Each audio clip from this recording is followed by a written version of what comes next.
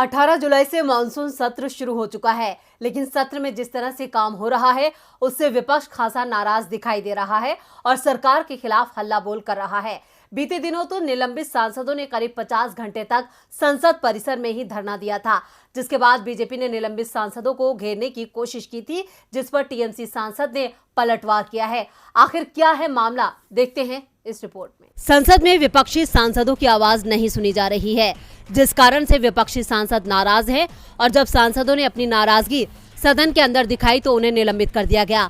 निलंबित सांसदों ने 50 घंटे तक संसद परिसर में ही धरना दिया था, जिसके बाद खुद को घिरता देख बीजेपी ने विपक्षी सांसदों को घेरने की कोशिश की और उनके खाने पीने की तस्वीरें वायरल करते हुए गंभीर आरोप लगाए, जिसके बाद टीएमसी सांसद महुआ मोइत्रा का गुस्सा सरकार और बीजेपी पर फूट पड़ा और उन्होंने बीजेपी पर बरसते हुए ट्वीट किया।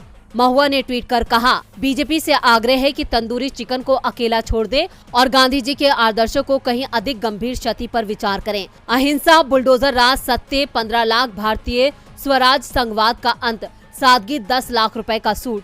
तृणमूल कांग्रेस सांसद ने अपने ट्वीट में पीएम के कपड़ों तक पर तंज कस दिया, साथ ही बुलडोजर कार्रवाई पर भी सरकार को आड़े हाथों ले लिया।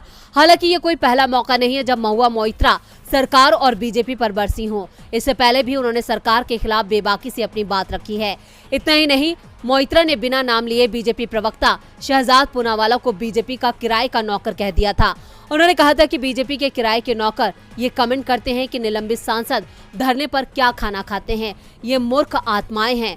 गौरतलब है कि परिसर में चिकन खाने का मामला पूनावाला ने उठाया था, जिसके बाद ही मोइत्रा ने उन्हें घेर लिया था और अब इसी मामले पर मोइत्रा का एक और ट्वीट आ गया। अब देखना होगा कि बीजेपी की तरफ से इस पर क्या प्रतिक्रिया आती है।